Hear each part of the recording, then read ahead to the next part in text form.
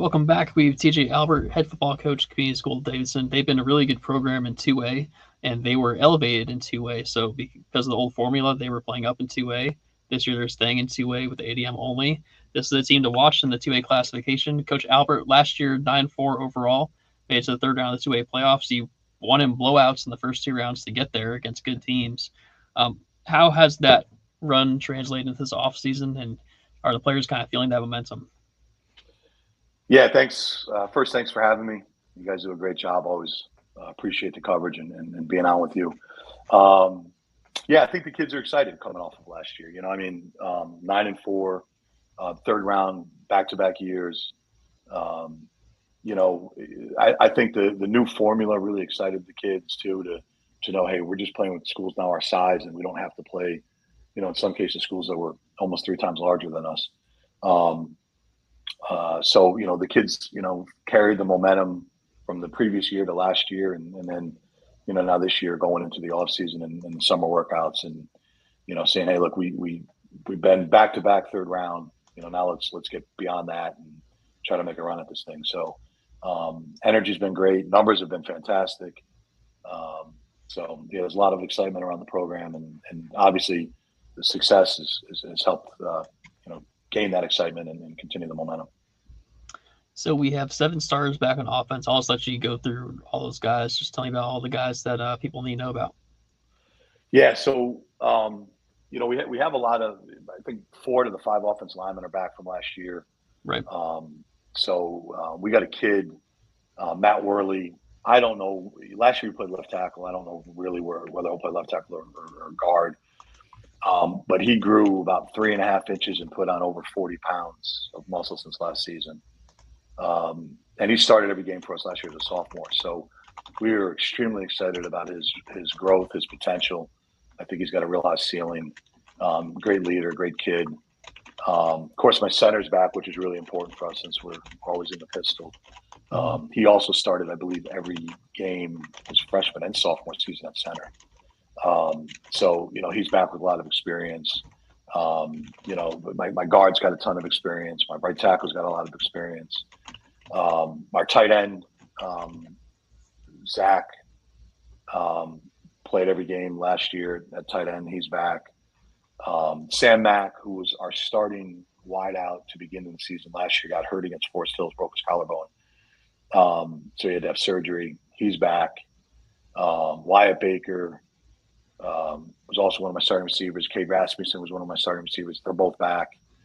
Jackson Robeson, our starting running back for most of the season, is coming back off an injury. He was back. After he got hurt, we went to a freshman. Lawson Sherman got 4 or 5 games. He played running back against Shelby. Mm-hmm. Actually, I think the whole playoff run. He's back. He was only a freshman last year. So there's a lot of talent back from last year's team, with a lot of big game experience too, which I think is going to be key for the season. I think of those kids, I know all 7 of those kids played throughout the playoffs, but I probably had another 5 or 6 kids that gained a lot of minutes and experience during the playoff run last year, which will just which help us going into the season. So we're excited. Obviously, the big change this year is going to be at quarterback. Last year there was some kind of inconsistency for that position. What are you kind of looking at in terms of this year? Yes, we have a couple of kids that were able to join the program, got into CSD through lottery, and will be competing for that position. Tyler Johnson from South Iredell, who is just a great young man, great athlete, is more than just a quarterback. I mean, the kid he's quick, he's strong, he loves the game. Just been a great kid to have around the program. He'll be a guy that's there and in consideration. And then Ty Sigler came over from Hopewell. Again, just an awesome young man. Somebody who's been really working hard this offseason. He's got a big arm. Great knowledge of what we're trying to do, and is really just kind of embracing everything. So between those 2 guys, we feel really, really, really good about what we have in the quarterback room and what we'll be able to do with both of those players. And like Jake Johnson, who was my quarterback last year, was a great young man and did a lot of great things. We went 9-4 and went to the third round of the playoff. But there was times where he was inconsistent, and we're looking this year to be a lot more consistent with what we want to try to do. And we feel that with both of these young men, we'll be able to accomplish that.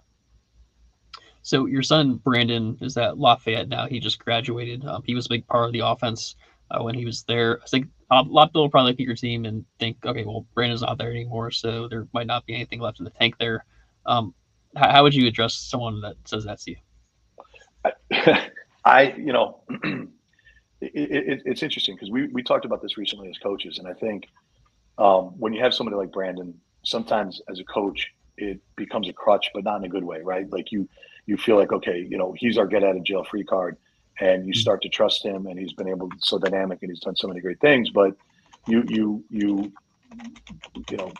human nature is to say, okay, let's get the ball in his hands, and maybe we trust him more than we trust everyone else. But the reality is, I had 7 or 8 just dynamic athletes that, for one reason or the other, we couldn't get the ball to, or the game situation just they didn't have an opportunity to excel with their talent. And this year as a coach, one of the biggest challenges we're going to have is we've got 7, 8, 9, maybe even 10 super dynamic athletes that really need to get the ball in their hands.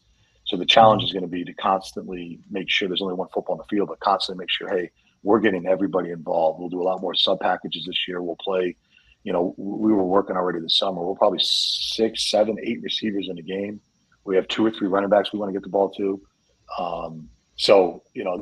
I think that will help us tremendously too later on going into the playoffs, where we're, in previous years, we played Shelby, we played Mount Pleasant, we played Bandy's, whatever.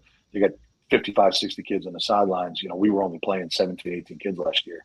We can go 29, 30 deep this year and feel really good about it. And that's a big part of that too, is how hard these kids have worked, to get to where they're at right now. And we trust them as coaches, and, with the quarterbacks that we have coming in, we know we can get these kids the ball. And, both running backs have worked their tails off in the offseason to get bigger, faster, stronger.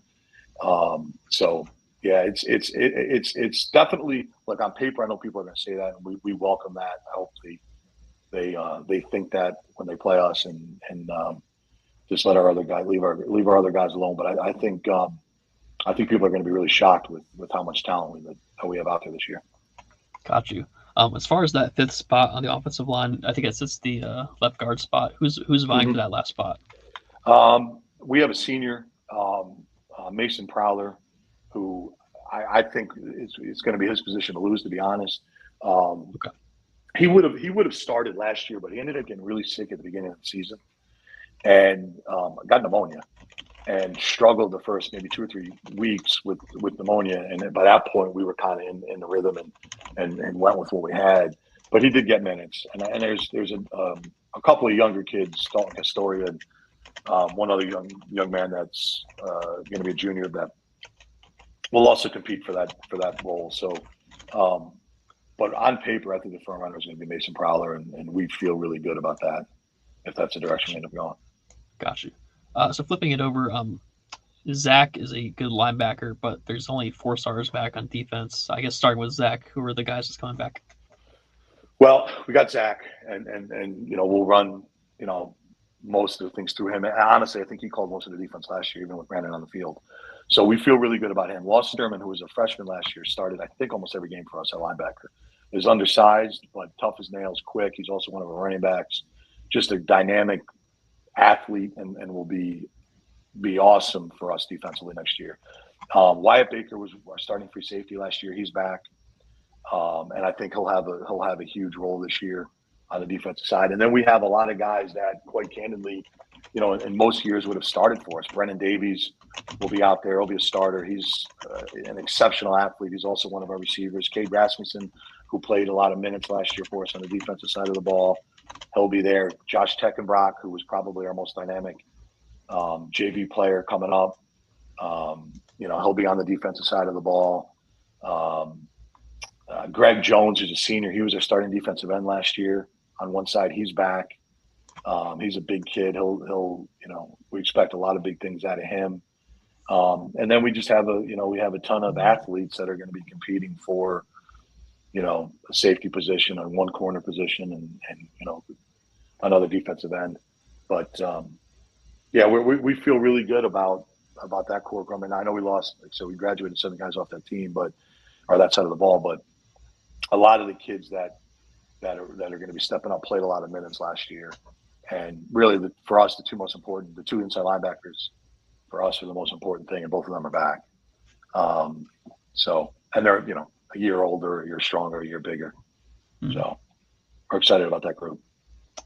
What's been the theme of defense this offseason? What was the main takeaway from last year? Maybe just a main thing you want to get better at this year on defense. I'd like to get more pressure on the quarterback. I thought we did a bad job of that last year.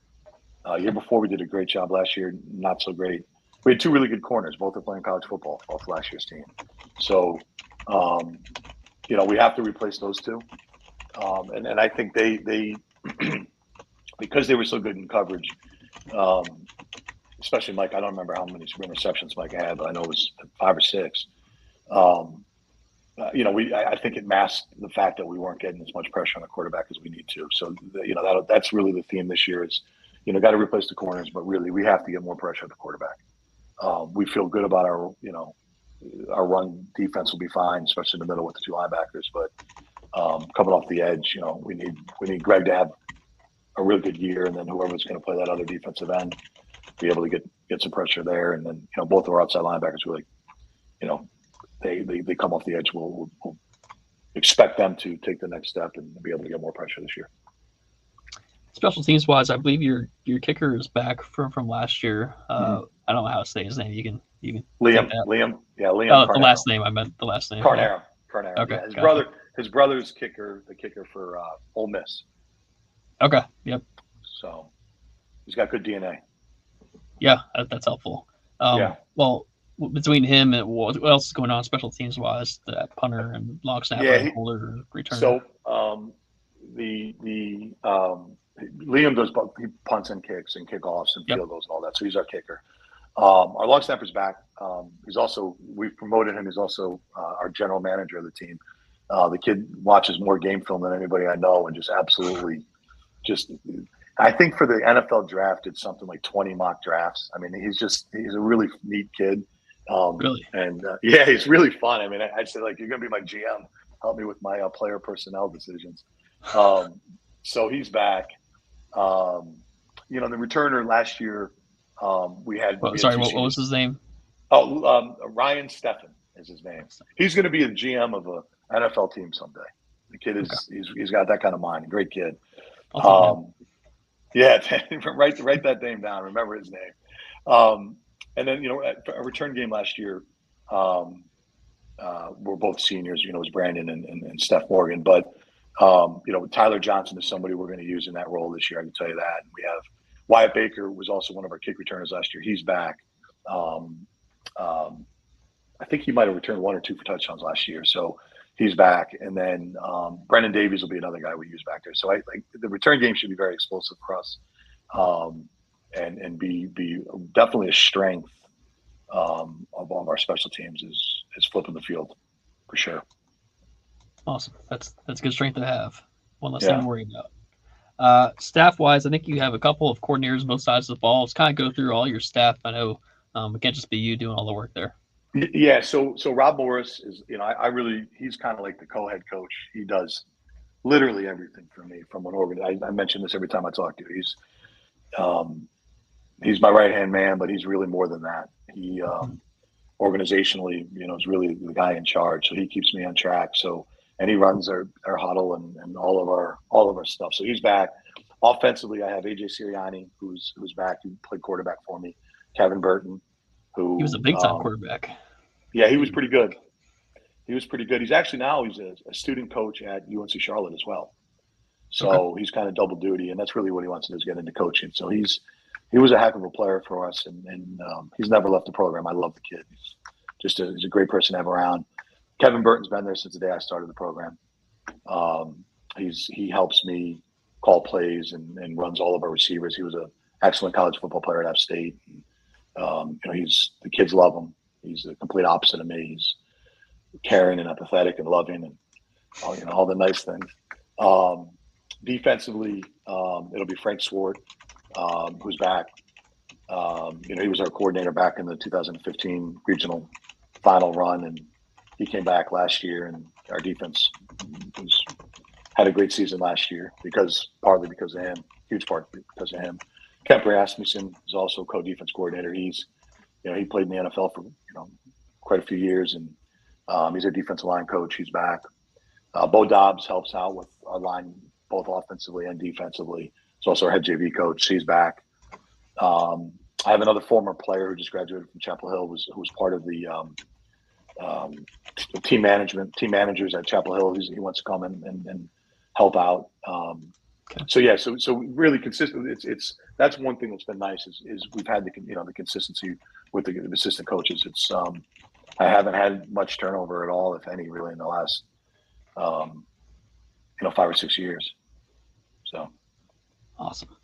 So with realignment this year, we have new conferences everywhere. Your new conference, the new Catawba Shores, 2A, 3A, 4A. Football-wise, is going to have Christ the King, yourself, Corvian, Langtree, I guess, is playing this year, Pine Lake Prep, Lake Norman Charter, and Lincoln Charter. So Lincoln Charter and Langtree are coming into the varsity football world, and then you're used to all the other teams. What do you got to make of the conference this year? It's interesting, right? I think it's all charter schools plus Christ the King. So at least, from that standpoint, everybody kind of knows what each challenges and whatnot we have as a charter school. I know what the perception is, but it's not the reality. And there are quite a few challenges with logistics and stuff like that. So all the schools, are familiar with that. I think a lot of the kids know each other. Lake Norman Charter is right down the road. Pine Lake's right down the road. Corvian, obviously, we know. Christ the King, they've been in our conference, I think, the last 8 years. So for us, we played Lincoln Charter last year. Our JV team played them. And then Langtree, they've been in our middle school football conference. So we played them in middle school. We've not played them, obviously, as a brand new program. So I think, for us, everybody's familiar. Logistically, it's very convenient. We don't have a very long bus ride. I think our longest bus ride is going to be 20 minutes for an away game, not for the conference schedule, not for a non-conference schedule. So, I think it's a good conference for us. It'll be interesting to see how it all shakes out at the end of the year and where everyone ends up. And I think Lincoln Charter and Lake Norman Charter are the two 4As, and we're in a weird thing, Pine Lake being the only 3A school. So, it's going to be a little, when we get to the playoffs, it'll be interesting to kind of see where it all shakes out and where everyone ends up going. But I think it'll be fun. I think I will say from a gate perspective and a rivalry perspective, I think it'll be good because, again, everybody's so local and everybody knows everybody. I think the environments every Friday night for these games will be a lot of fun. So. And then you are challenging yourself in non-conference again this year. We are. We feel we put together a fairly difficult non-conference schedule for us. We open up with North Stanley, who's always very good football team. We're going there. Be a tough place to play, and we've never played them in football. Program. Yeah. So then I think week 2 we play South Meck, which for us, they've got a lot more students than we do. Obviously, I think they're an 8A school, and they're actually Coach Evans is coming up this year. They're having their turf redone, so they're coming up to play at CSD, which will just be an exciting thing for our fans and our kids. Then we play Forest Hills again at home. I love what Coach Deese does down there, and we've had a couple of really competitive games, and then we got our butts kicked once, but I love playing those guys. They're super talented, just class act on and off the field. The coaches, the players. It's been a lot of fun playing them the last few years, and Coach Deese wanted to continue the game, so I was excited about that. And then we're playing West Oaks. We're going up to play West Oaks, who I think will be very good, and that'll be Coach Lauman had reached out to me, and we had played them when he was at East Surrey in the playoffs a couple of years ago, and I know that they're supposed to be really good, and we like to challenge ourselves in the non-conference and try to prepare for the playoffs. So I think the schedule will be exactly what we want it to be. Very challenging. We'll go compete and just hope we get better from each week and get prepared to for our conference, and then hopefully to make a deep playoff run. Awesome. And before we go, since you've been there for so long at Community School of Davidson, I want to hear from you. What's something that's unique about the school that people might not understand from the outside? You're probably more equipped to tell that story than anyone. So I'm just curious about that. Well, there's a few things. I mean, when we started the program back in 11 and 12, we practiced at Ada Jenkins Center. We didn't have a facility. We played the first, I think, 4 years. We played our football games at North Neck High School. Then we moved over to Mallet Creek, played at Mallet Creek, played a couple of games at Hopewell. So we never had a home field, never had practice facilities, anything until 2020. And then when we built Spartan Park, which is not in Davidson, it's 20 minutes from our school. It's a beautiful facility, not complaining, but there's challenges with that, right? The kids got to get there, so we practice a little bit later, and there's all those challenges. But I think the biggest thing that the misconception with our school, quite candidly, is how difficult it is, for our kids to get into our school. I don't have the exact numbers in front of me or know them, but it's over, I think 3,000 kids apply every year, and thousands on the wait list. We don't have a lot of turnover. It's, in the traditional world, if I want to move to a district and go to that school, I can do that. You can't do that at our school. And I know the perception is, you're a charter school, you can get anybody you want. That's not the way it works. I mean, we have a lottery system. It's really hard to get into it. It's a public lottery, so when people come, they can watch the lottery. It's very transparent.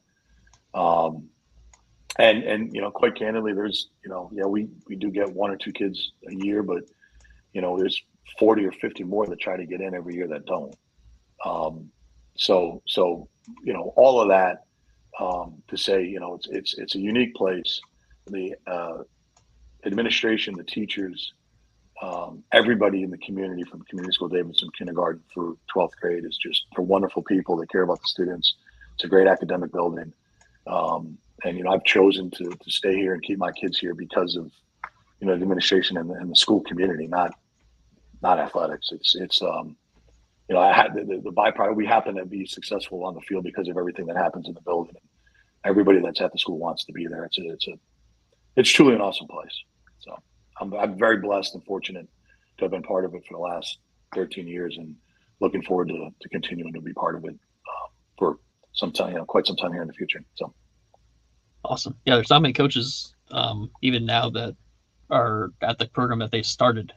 So that's definitely a unique aspect of your coaching situation here. Well, Coach, I appreciate your time today. Thanks for coming on here and sharing about your players and your staff and just your program in general. I know we're pretty busy leading up the football season here. I think we're under 2 months officially until the start of the season. Mm-hmm. So I'll let you get back to your preparation. I appreciate it, Joel. Once again, thank you for having me, and thank you for all that you do. Thank you. All right.